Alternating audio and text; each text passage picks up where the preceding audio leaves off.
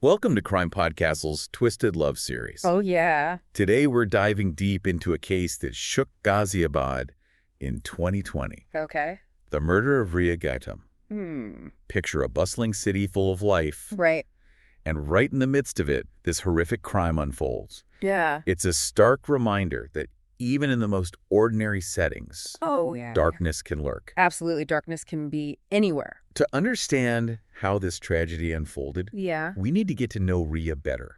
Yeah. She was a recent college graduate, Okay. working hard at a private firm, and determined to make something of herself. Uh-huh. What do we know about her personality? Those who knew Riya described her as cheerful, intelligent, and independent. Sounds like she was really driven. Yeah, she had a zest for life and was clearly on a path to achieve great things. Wow, it's so sad. Makes this loss even more tragic. It really does. Yeah. It feels like her life was stolen just as it was beginning to blossom. Right. Can you tell us more about Deepak Malhotra, Riya's ex-boyfriend? Yeah. The sources paint him as a central figure in this story. Deepak was a 26-year-old cab driver. Okay. It seems their relationship started out positively, but as time went on, some worrying signs started to emerge. Oh, really? What kind of signs? Like, what exactly went wrong in their relationship? Well, it seems Deepak's behavior became increasingly controlling. He was riddled with jealousy, constantly accusing Riya of infidelity. Oh, wow. He also tried to isolate her from her friends and family. Oh, no. These are classic hallmarks of a toxic relationship, wouldn't you say? Absolutely. It's heartbreaking that someone with so much potential like Riya got caught in such a destructive dynamic. Yeah, it's awful. What led to their breakup? Riya thankfully recognized the toxicity of the relationship, and by early 2020, she decided to end things with Deepak. Good for her. It was a brave decision, Yeah. prioritizing her mental health and aspirations. You mentioned Deepak's controlling behavior. Did he accept Riya's decision to break up? He did not. Oh, no. Deepak refused to let go. Oh, gosh. He just couldn't fathom a life without her, and his inability to cope with rejection transformed into a dangerous obsession. What form did this obsession take? How did he react to the breakup? Deepak's actions took a frightening turn. Okay. He started stalking Riya, Oh, gosh. bombarding her with messages and calls, Oh, wow. showing up uninvited at her workplace. Oh, my goodness. He even threatened to harm himself, to manipulate her emotions, and force her back into the relationship. It's awful that he was trying to use her empathy against her. It's really manipulative. That's terrifying. Yeah. It's a classic case of stalking, It, a crime that's often downplayed, yeah, but can have devastating consequences. absolutely. Did Riya seek any help? Well, Did she report him to the authorities? unfortunately, we don't have information about that from the sources. Okay. But we do know that Riya, despite Deepak's relentless harassment, Right. tried to move on with her life. Good for her. She focused on her work and tried to ignore his advances. Wow. It speaks volumes about her resilience. It really does. Yeah. It sounds like she was incredibly strong. Yeah. Let's talk about the night of the murder. Oh, yeah. It was September 15th, 2020, right? Yes. Riya was returning home from work Okay. when Deepak intercepted her near her apartment complex. Oh, no. It wasn't a chance encounter. Right. This was a confrontation waiting to happen. Yeah. His festering rage and obsession had reached a boiling point. The sources mention witnesses who reported a heated argument between them. Right. Can you tell us more about what happened that night? Witness accounts paint a chilling picture. Okay. Deepak, consumed by rage, attacked Riya with a knife, Oh, my God. stabbing her multiple times. Oh, gosh. It was a brutal, frenzied attack. What happened next? Did anyone try to intervene?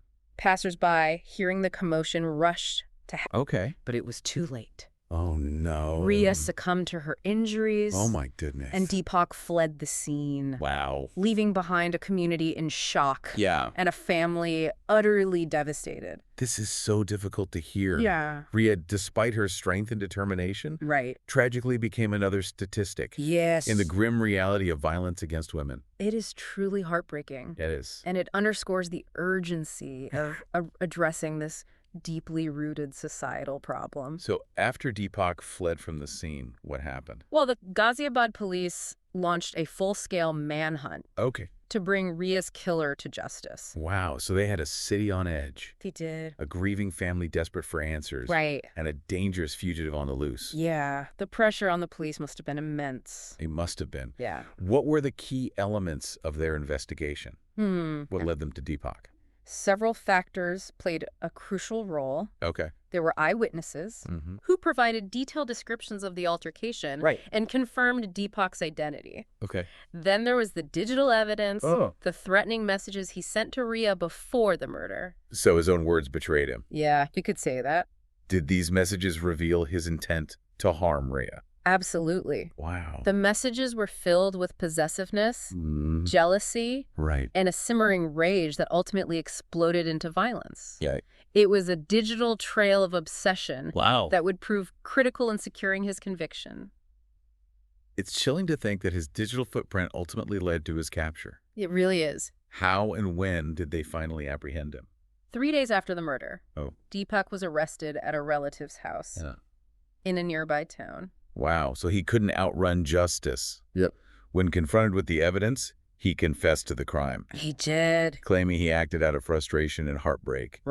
Even though he confessed. His defense later tried to paint a different picture, didn't they? They did.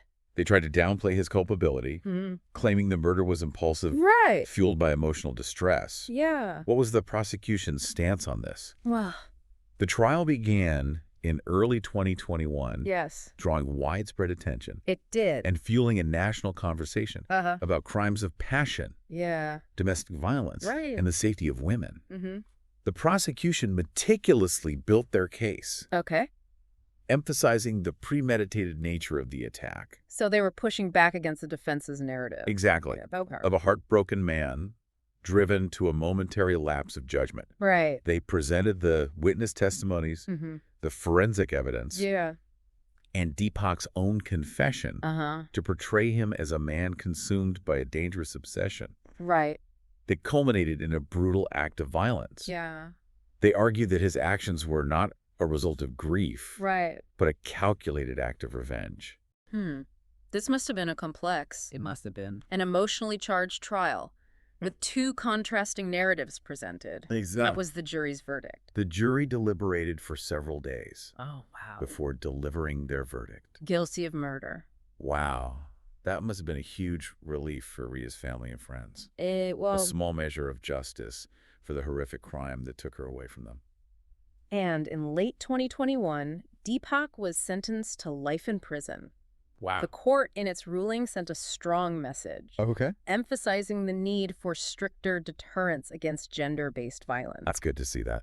They denounced Deepak's complete disregard for Riya's autonomy, Yeah. making it clear that claims of love couldn't excuse such a brutal crime. This verdict, while bringing some closure, must have also reopened the wounds of Riya's loved ones. Absolutely. Forcing them to relive the pain of her loss. And it's a stark reminder that justice, Right. while essential, can never truly heal the wounds inflicted by such a senseless act of violence. As we delve deeper into this case, it's crucial to remember Riya. Right. The person behind the headlines. Yeah. She was more than just a victim. She was. She was a daughter, a friend, a colleague, someone who brought joy and laughter to everyone she met. Yeah, her life was brimming with potential. It's so sad. She had dreams, ambitions, and a bright future ahead of her. Just awful. It's a tragedy that she was robbed of the opportunity to experience all that life had to offer. It's a loss that reverberates, not just through her immediate family and friends, but through the entire community. Right. Can you tell us a bit about how Riya's family coped with this devastating loss?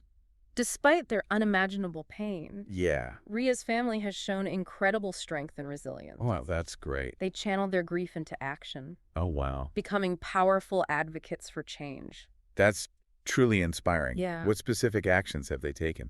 They've been working tirelessly to raise awareness about domestic violence and pushing for stronger legal protections for women. That's so important. They've organized rallies, Wow. spoken at public forums Good for them. And collaborated with advocacy groups to keep Riya's story alive. It's amazing what they're doing. And inspire action. Their commitment to turning their personal tragedy into a force for good is remarkable. Yeah. Have they managed to effect any tangible changes? Their efforts, combined with the outrage sparked by this case, have led to calls for stricter anti-stalking laws. That's good. Better enforcement of restraining orders, and increased funding for domestic violence shelters. It's a multi-pronged approach. It is. Recognizing that addressing this complex issue requires systemic change. It goes beyond just legal reforms. Right. It's about changing societal attitudes and challenging harmful stereotypes that perpetuate a culture of violence against women. It's about shifting the narrative. Exactly. Moving away from blaming the victim. Right. And holding perpetrators accountable for their actions. Exactly. It's about recognizing that violence against women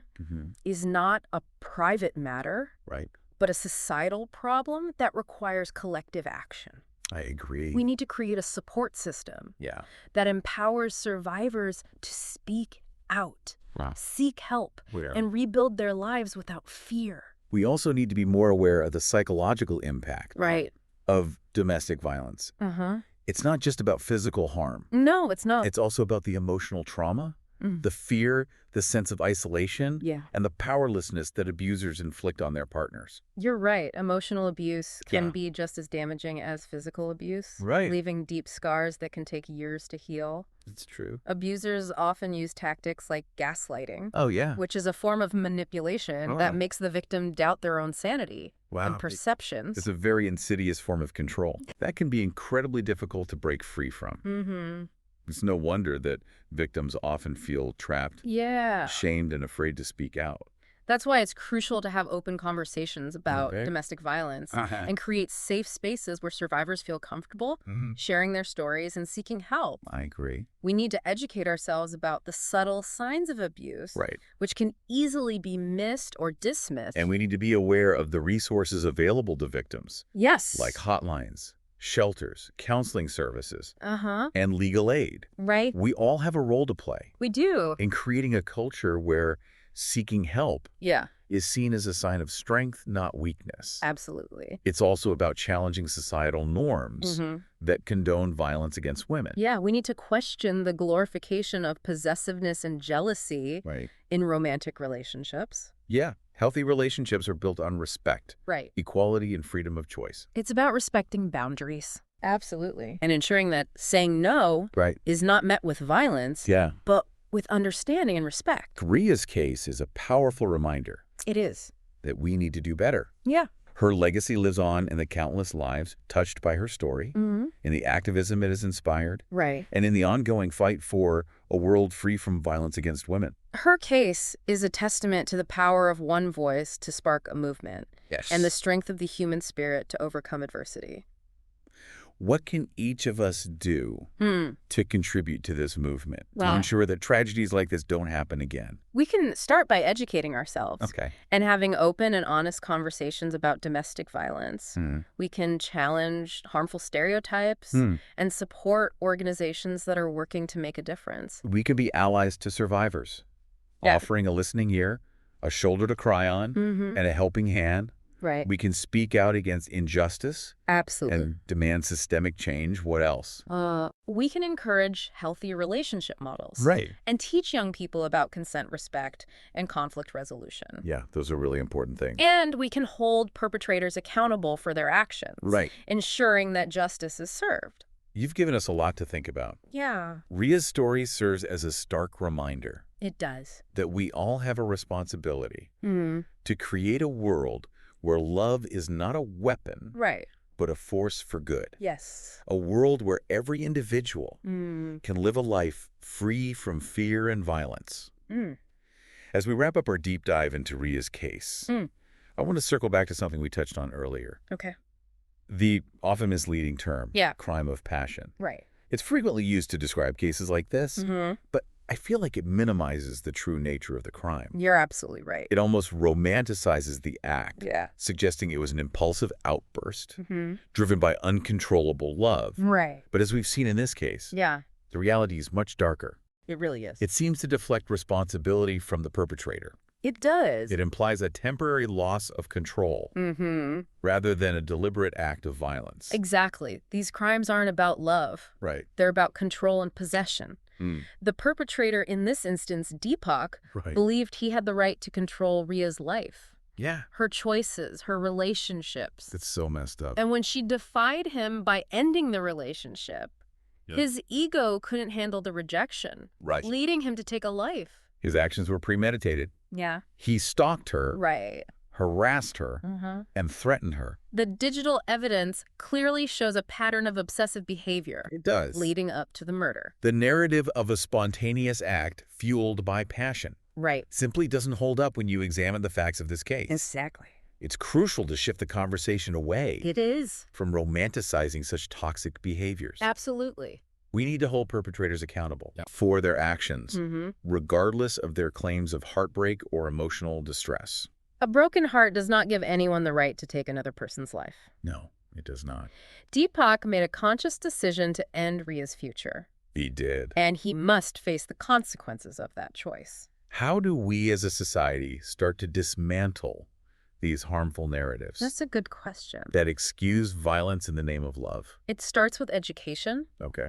We need to teach young people about healthy relationships, consent, and conflict resolution. Those are all so important. We need to empower individuals to recognize the red flags of abusive behavior and seek help when needed. We also need to challenge the gender stereotypes that contribute to a culture of violence against women. Yes. The idea that men have a right to control their partners is dangerous. It is. And needs to be actively dismantled. We need to promote healthy relationship models that emphasize respect, equality, and open communication. And we need to ensure that victims of domestic violence have access to the support and resources they need to escape abusive situations. Exactly. This includes providing adequate funding for Yes. shelters, legal aid, and mental health services. It's a multifaceted problem that requires a multi-pronged approach. It really is. It requires collaboration between government agencies, law enforcement advocacy groups, educators, and individuals. Riya's case, though tragic, Yes, has sparked important conversations it has. and mobilized communities to push for change. It's a reminder that we all have a role to play Yes, we do. in breaking the cycle of violence and creating a world where everyone can live free from fear. It's a testament to the power of one voice to ignite a movement. Absolutely. And it's a reminder that even in the darkest of times, hope can emerge and change is possible. It really is. As we conclude this deep dive, I want to leave our listeners with a final thought. Riya's story highlights the importance of recognizing and addressing toxic behaviors before they escalate. Right. If you or someone you know is experiencing domestic violence, please reach out for help. Please do. There are resources available, people who care, Absolutely. and a path to a safer future. And if you are in a relationship, pay attention to the dynamics. That's really important. Love should never feel like a cage. Yeah, it shouldn't. It should be a source of strength, Right. support, and mutual respect. Thank you for joining us on this journey. It was my pleasure. Remember, you're not alone. And to keep exploring more stories about the complexities of human relationships and the dark side of love, be sure to follow and subscribe to our podcast and our YouTube channel. A great way to stay up to date. Stay curious, stay safe, and as always, stay vigilant.